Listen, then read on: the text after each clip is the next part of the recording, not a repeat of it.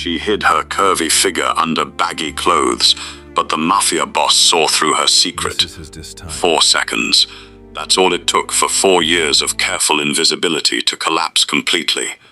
Priya Kapoor's chair caught the edge of her oversized cardigan, the fabric pulling loose across her shoulder, and the man walking past her cubicle stopped dead in his tracks.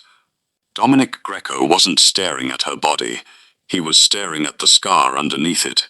A jagged burn pattern spanning her collarbone, deliberate, methodical, the exact signature of an interrogation technique his own organization used a decade ago. He'd spent 3 years searching for the one witness who could expose his family's entire empire. She'd been sitting in his own building the whole time. Subscribe right now and drop your city in the comments, because what happens in the next 4 minutes is going to leave you speechless. Like, share, notifications on. You are not ready for this story. Priya Kapoor had spent 4 years perfecting the art of disappearing in plain sight. Oversized cardigans in every season, regardless of temperature. Hair pulled back so tight it gave her tension headaches by mid-afternoon. The specific practiced posture of a woman who'd learned, through devastating personal experience, that visibility invited exactly the kind of attention she couldn't afford to receive ever again. She worked nights at the Greco Syndicate's downtown financial office, one of 40 accountants processing the legitimate half of an empire that laundered considerably more than it ever declared to federal tax authorities.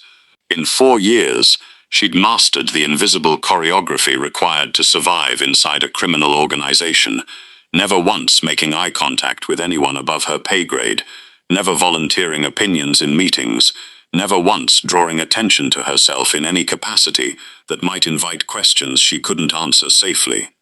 Tonight, that carefully maintained invisibility collapsed in the space of 4 seconds. Her chair caught the edge of her cardigan as she reached for a file on the shelf behind her desk, the fabric pulling loose across her shoulder before she could correct it, revealing not just the curves she'd spent years hiding beneath deliberately shapeless clothing, but something considerably more devastating underneath them. A jagged, healed burn scar, spanning her collarbone in a pattern too deliberate, too methodical, to be anything except intentional. Dominic Greco happened to be walking past her cubicle at exactly that moment, 15 minutes late for a meeting he'd normally never allow himself to miss, his controlled stride carrying him toward the executive elevator with the specific focused efficiency of a man whose time carried considerable weight. He stopped walking entirely, his eyes locked onto that scar with an intensity that had nothing to do with the curves surrounding it, his controlled composure cracking with visible, devastating speed as recognition crashed through him. He knew that pattern. He'd seen it before, a decade earlier, in files his father's generation had kept meticulously documented. The specific systematic interrogation technique the organization's older enforcers had employed against informants, before Dominic inherited leadership and buried that particular practice alongside the men who'd once specialized in it. Priya froze completely, her hand still gripping the file she'd reached for, her entire body going rigid with the specific paralyzed terror of someone whose carefully constructed safety had just shattered without warning. Dominic's voice, when it finally came, carried none of the authority his employees typically expected from him. "I need you to come with me." His voice stayed low, controlled, carrying urgency rather than threat, though Priya's racing mind couldn't immediately distinguish between the two. Now, Priya's exhausted eyes met his, genuine terror crossing her features as she processed exactly what his recognition of that scar meant about the identity she'd spent 3 years methodically rebuilding from nothing. "I don't understand what you do." Dominic's voice cut through her attempted deflection, gentle but absolutely certain. "I recognize that scar. I need you to come with me right now, and I need you to understand this isn't a threat. I'm trying to help you." Priya's mind raced through every possible scenario, every specific way this moment could end her carefully maintained safety, her hand instinctively pulling the cardigan back into place over her shoulder, even though the damage of recognition had already occurred. Around them, several co-workers glanced up briefly from their desks, curious about the unusual scene of their organization's leader, stopping to speak directly with someone who'd spent 4 years successfully avoiding exactly this kind of attention. Priya rose from her chair slowly, her legs carrying her forward on pure instinct rather than any conscious decision, her mind still racing through the specific implications of what recognition meant. 3 years earlier, she'd been a junior forensic accountant working for a legitimate firm, contracted to audit several Greco syndicate shell companies. What she'd discovered during that audit, evidence of systematic embezzlement embedded deep inside the organization's own leadership structure, had seemed at the time like exactly the kind of professional accomplishment that could launch her entire career. Instead, it had nearly ended her life. She'd agreed to testify against the specific people responsible, working with federal prosecutor Elena Voss under promised protection, believing the specific institutional safeguards designed to protect witnesses would actually function as intended. Someone leaked her identity anyway. 3 days of captivity followed. 3 days she'd spent every moment since trying not to remember in specific detail. 3 days that had left the exact scar Dominic Greco had just recognized across her collarbone. She'd escaped during a security lapse she'd never fully understood the circumstances of, and rather than trust a witness protection program that had already catastrophically failed to protect her once, she'd disappeared entirely, building an entirely new identity through methodical, patient effort across 3 exhausting years. Taking a position inside the very organization that had once tried to kill her had seemed, at the time, like the specific kind of paradoxical safety that made perfect sense, hiding in plain sight, inside the last place anyone would think to look, precisely because it seemed like the most obviously dangerous option available. Now, walking toward Dominic Greco's private office with her carefully maintained anonymity collapsing in real time, she understood with devastating clarity exactly how catastrophically that calculation had just failed. Dominic led her past curious co-workers who'd spent 4 years barely registering her existence, his controlled expression carrying genuine urgency that Priya couldn't yet fully interpret as either salvation or renewed danger. His office door closed behind them with quiet, deliberate finality. He turned to face her fully, his exhausted eyes carrying genuine, complicated emotion as he studied her features with new understanding. "What happened to you?" His voice carried genuine, unguarded urgency now. 3 years ago. I need to know everything." Before Priya could formulate any response to that devastating question, his phone buzzed against the desk between them, an urgent message displaying across the screen with immediate, alarming clarity. Dominic's expression shifted instantly from focused urgency into sharp, controlled alarm as he read the message from James Chen, his head of security. Priya watched his face carefully, understanding intuitively that whatever information had just arrived carried devastating implications for both of them. "We have a problem." Dominic's voice carried genuine, controlled dread as he turned the phone screen toward her. "Someone just accessed the employee database remotely. Specific search parameters matching a scar pattern on your collarbone. The search happened within the last 4 minutes."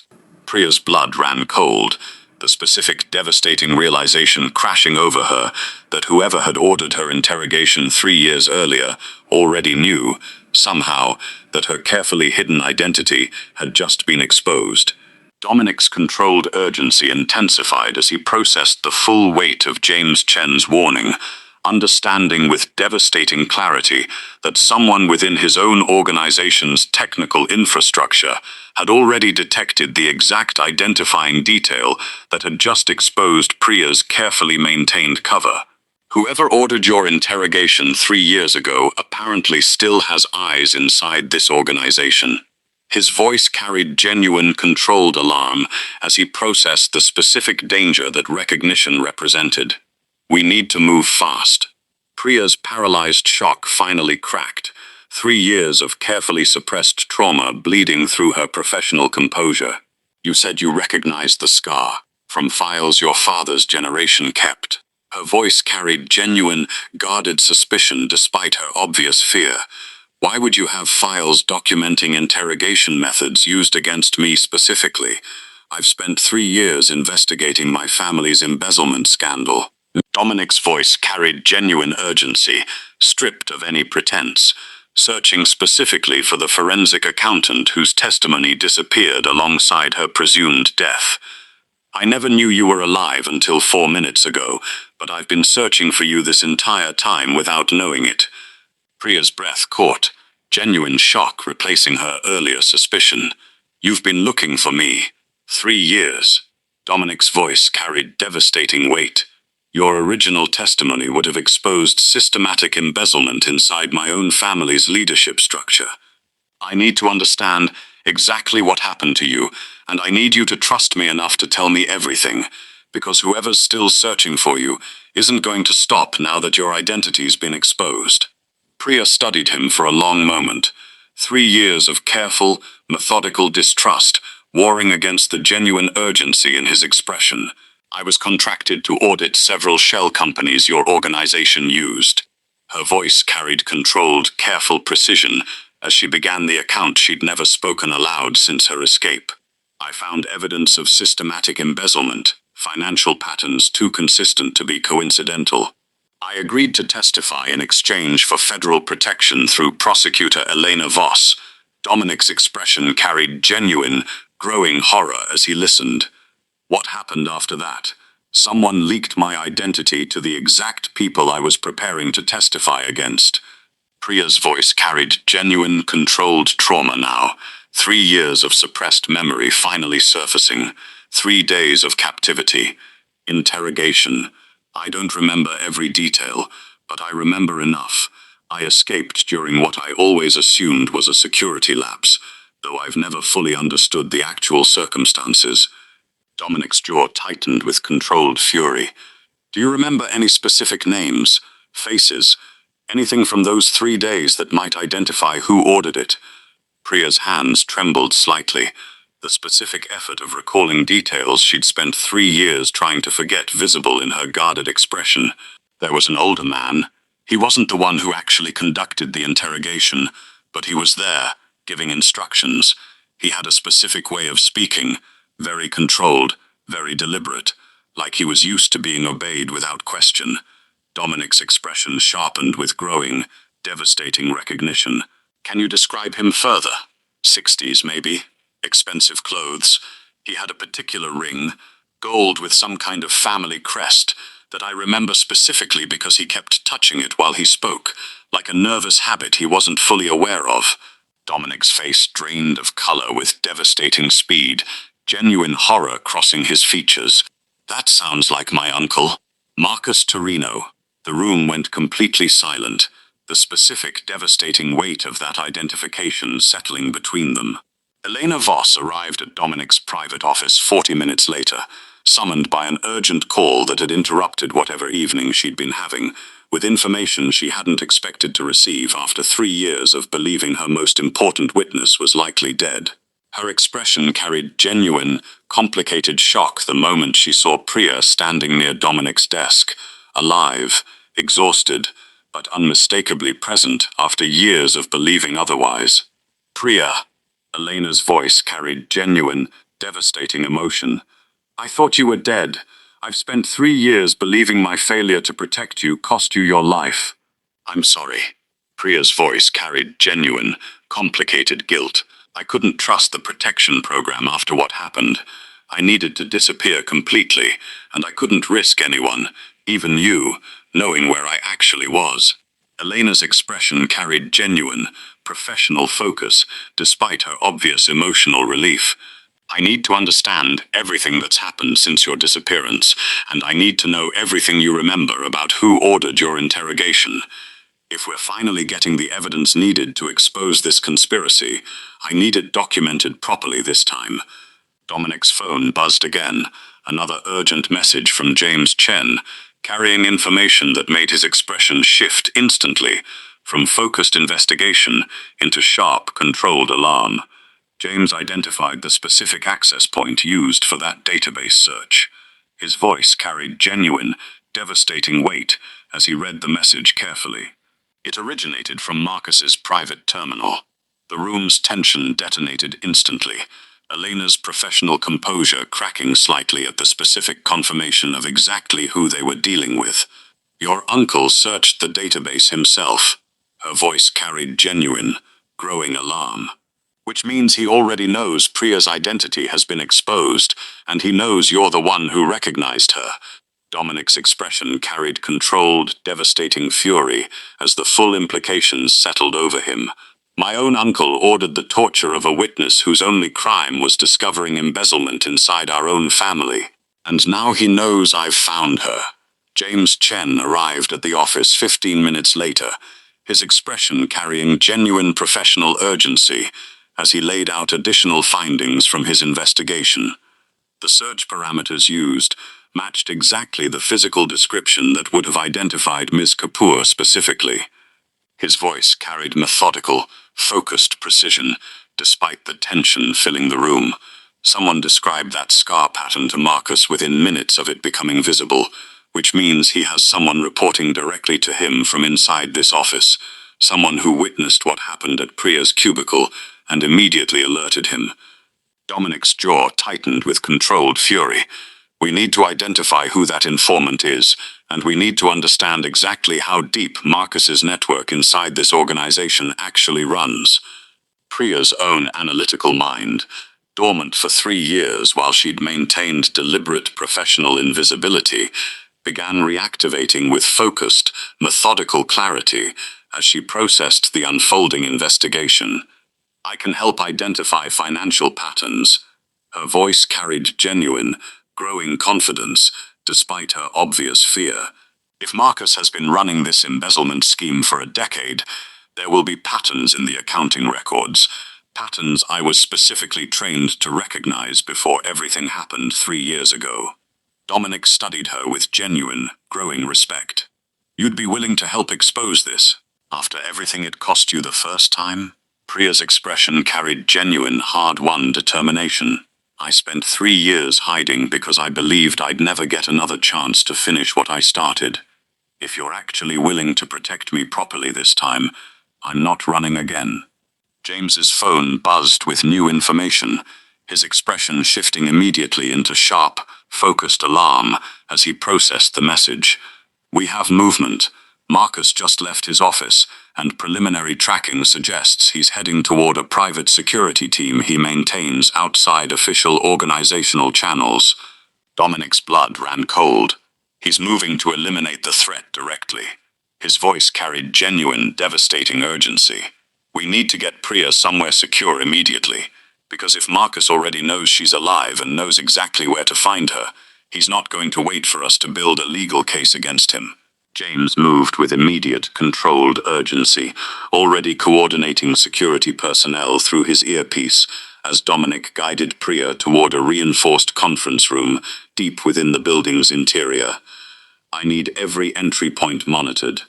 James's voice carried professional efficiency despite the mounting crisis. "Marcus knows this building's layout better than almost anyone. If he's moving with his own private team, he's not going through official channels, which means he'll try something that circumvents our standard security protocols." Priya's mind raced through the implications, her forensic accounting instincts already engaging fully with the unfolding crisis, despite her genuine fear. If Marcus has been embezzling for a decade, he's had considerable resources to build contingencies. Her voice carried focused, methodical precision. Private security outside official channels means he's prepared for exactly this scenario, someone eventually getting close enough to expose him. Elena Voss followed closely behind, her federal authority providing crucial institutional weight, despite the private security dynamics currently unfolding. "I need to coordinate with my office immediately." Her voice carried genuine, professional urgency.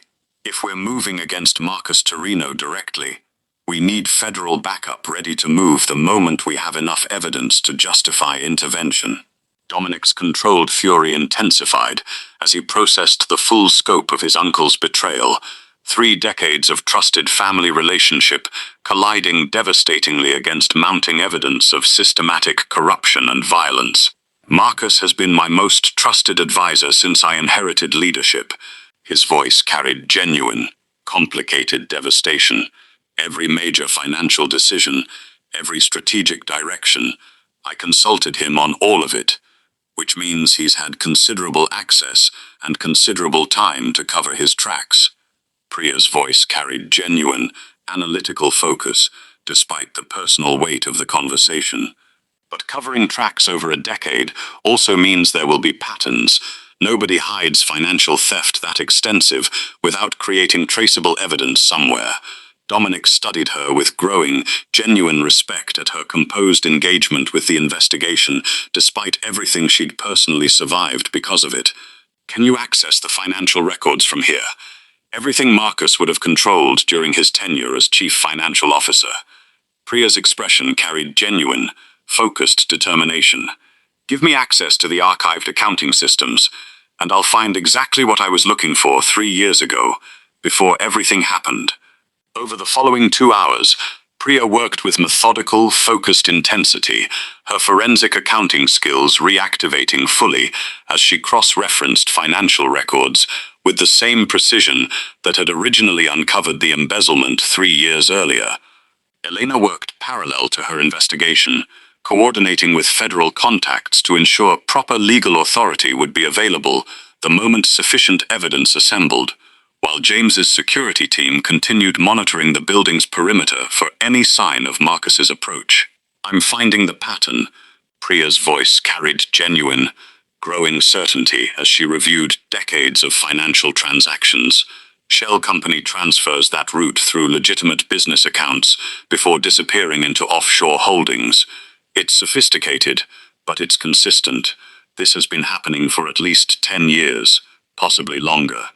Dominic reviewed the evidence over her shoulder, genuine horror crossing his features as the full scope of his uncle's betrayal crystallized with devastating clarity. This is considerably more extensive than what you originally discovered 3 years ago. Because 3 years ago, I only had access to the shell companies I was specifically contracted to audit. Priya's voice carried genuine, focused precision. Now I have access to everything Marcus controlled during his entire tenure. The scope is considerably larger than either of us initially understood. James's phone buzzed urgently, his expression shifting immediately into sharp alarm as he processed new information. We have a problem. Marcus's private security team has been spotted approaching the building's underground parking structure. At least 6 operatives, moving with coordinated precision. Dominic's controlled fury sharpened into immediate, focused action. He's not waiting for us to build a legal case. He's moving directly against us. Elena's expression carried genuine, professional urgency. I need federal backup here immediately. This has moved beyond something we can handle through private security alone. Priya's own composure carried genuine, growing determination despite the escalating danger. I'm not stopping now. Whatever happens, I need this evidence fully documented before anyone can destroy it or claim it never existed. Dominic studied her with genuine, complicated admiration. You survived 3 days of torture rather than reveal information that would have protected you. Now you're risking everything again to finish what you started. Priya's voice carried genuine, hard-won conviction. Because hiding for 3 years taught me that running doesn't actually solve anything. It just delays the reckoning. I'd rather face this directly than spend another 3 years looking over my shoulder wondering when it would finally catch up with me. Marcus Torino's own desperate calculation accelerated with devastating speed as he understood his exposure had become unavoidable, his private security team moving with coordinated precision through the building's underground parking structure, timed deliberately for a moment when Dominic's organizational security would be divided between protecting Priya and coordinating with Elena's federal contacts. His plan carried genuine, calculated cruelty. Eliminate Priya permanently before her testimony and financial evidence could fully expose 3 decades of careful theft. timing the operation for the exact moment when the building's defenses would be stretched thinnest across multiple simultaneous priorities. James's security team intercepted the first wave of Marcus's operatives at the parking structure's entrance, brief, intense confrontation erupting as both organizations committed fully to a confrontation that would determine whether Marcus's decades of careful corruption would finally face exposure or succeed in eliminating the witness capable of proving it comprehensively. Dominic's phone buzzed with updates from James's team, his expression carrying genuine, controlled tension as the confrontation's outcome remained uncertain. "We're holding the parking structure, but Marcus has additional resources positioned elsewhere in the building." James's voice carried genuine urgency through the connection. He's not simply trying to eliminate Priya, he's trying to destroy every piece of evidence connecting him to this conspiracy before federal authorities can secure it. Priya's hands moved with focused, urgent precision across the keyboard, backing up every piece of evidence she'd assembled to multiple secure locations simultaneously. "If he's trying to destroy evidence, I need to make sure what I've already found can't simply disappear." Her voice carried genuine, methodical determination, despite the mounting danger surrounding them.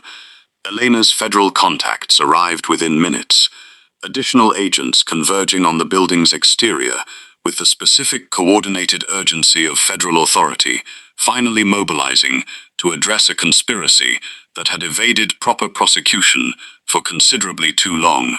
The confrontation's outcome would determine not just Priya's immediate survival, but whether 3 decades of systematic embezzlement and the violence used to protect it would finally, comprehensively, face the reckoning it had evaded for far too long. Dominic's response carried none of his usual controlled authority, replaced entirely by urgent, focused command. "Marcus, get every man positioned. Elena, help Kaylee get her daughter to the walk-in freezer. It's reinforced, and it's the safest location in this building." Kaylee was already moving, her maternal instincts overriding every other consideration as she rushed toward the back office where Ruby sat, coloring quietly, blissfully unaware of the approaching danger. "Baby, we need to play a special hiding game right now." Her voice carried careful, controlled calm, despite the terror racing through her chest. Ruby's confused expression carried genuine, innocent uncertainty. "Is this because of the superhero men?" "Something like that, sweetheart. Come on, quickly now." Kaylee guided her daughter toward the diner's industrial walk-in freezer, Elena following close behind with a flashlight and several blankets. The specific, efficient urgency of someone who understood exactly what preparation this crisis required. "Stay in here no matter what you hear. Can you do that for me?" Kaylee's voice carried genuine, desperate maternal love beneath her controlled composure. Ruby's small nod carried genuine trust despite her obvious confusion. "I love you, baby. I'll come get you very soon." Kaylee sealed the freezer door, her hands trembling slightly as she processed the devastating reality of leaving her daughter in a metal box while armed men prepared to defend her diner against an approaching assault. She returned to the main diner floor to find Dominic's organization transformed into focused, coordinated defense, every wounded man who could still function taking positions near windows and entrances with the specific disciplined precision of trained soldiers preparing for combat. Marcus's investigation had reached its devastating conclusion just minutes before the surveillance alert, the specific traitor's identity confirmed through cross-referenced communication logs and Kaylee's detailed description. "It's Anthony." Marcus's voice carried genuine, controlled fury as he relayed the finding to Dominic. "The man Kaylee treated last night. He's been feeding information to Castellano's organization for months." Dominic's expression carried devastating recognition, understanding crashing over him with brutal clarity as he processed the specific betrayal of a man he'd personally trusted, someone who'd sat wounded in Kaylee's diner throughout the night, while his own treachery approached to finish what the ambush had started. "Where is he now? He slipped out 20 minutes ago. Claimed he needed air." Marcus's voice carried genuine, devastating implication. "He's the one who told them exactly where we are." Kaylee's own knowledge of the diner's layout and the surrounding highway terrain, developed over years of running the business, proved instrumental as she quickly briefed Dominic's remaining men on defensive positions and escape routes they hadn't fully considered. The back service entrance leads directly to a drainage culvert that runs parallel to the highway. If you need to move people without being seen from the main road, that's your best option. Her voice carried genuine, focused competence despite her own fear. The kitchen's walk-in cooler has a secondary door that opens into the storage room, giving you a crossfire position if anyone breaches the main entrance. Dominic studied her with genuine, growing amazement at her composed, practical contribution to their defense, despite everything at stake. You've thought about this diner's defensibility before.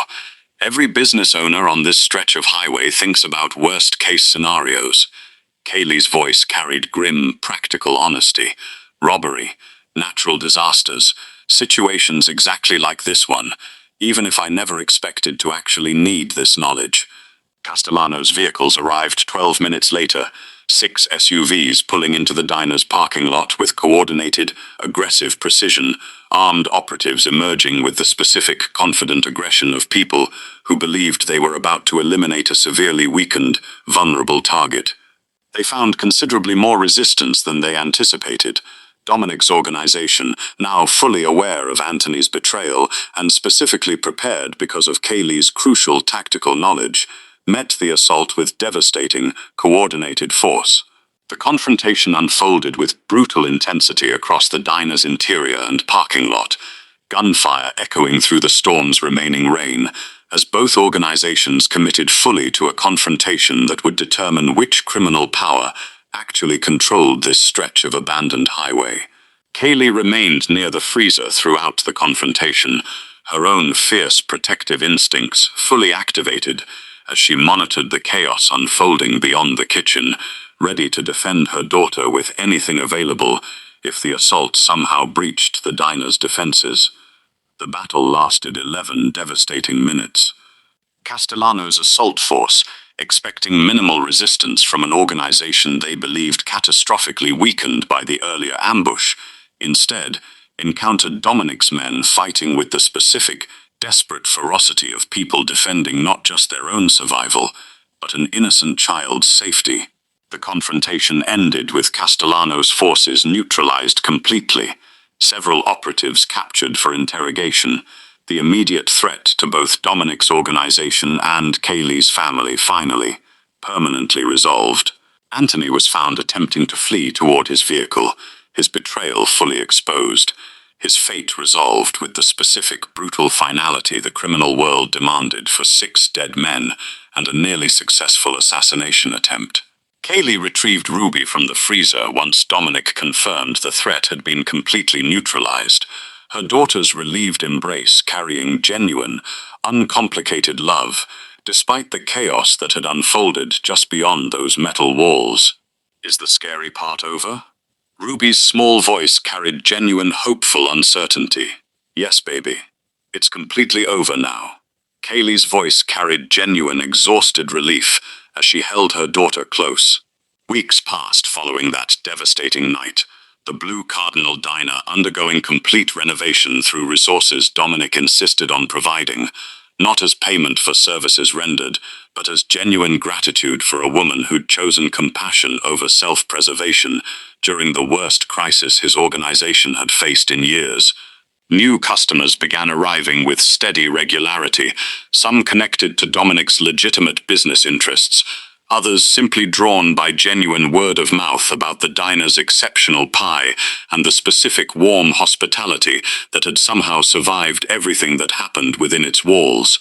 Dominic's continued presence in Kaylee and Ruby's life evolved slowly, deliberately, from crisis-driven necessity into something considerably more genuine, his own reckoning with the specific kind of person capable of remaining kind and generous, even while running a business that never once turned reliable profit, producing genuine admiration that grew into something neither of them had specifically planned. Months later, Kaylee stood behind the Blue Cardinal Diner's counter on an ordinary evening, The parking lot full for the first time in years, the specific warm hum of a genuinely successful business filling the space that had once been failing quietly on a forgotten highway. Ruby sat in her favorite booth doing homework, occasionally looking up to wave at Dominic, who sat at the counter drinking coffee with none of the danger or urgency that had defined their first devastating night together. Just present, just choosing exactly where he wanted to be. You know, you never actually told me if I get to keep being one of your superheroes. Ruby's voice carried genuine, hopeful curiosity as she looked up from her homework. Dominic's answering smile carried genuine, unguarded warmth. I think that position's permanent, if you'll have me. Kaylee watched the exchange from behind the counter, genuine peace settling over her in a way she hadn't experienced since her father's death 3 years earlier. The specific, quiet miracle of a diner that had been failing for 2 years finally, genuinely thriving, alongside a family she'd never expected to find in the aftermath of the most dangerous night of her life.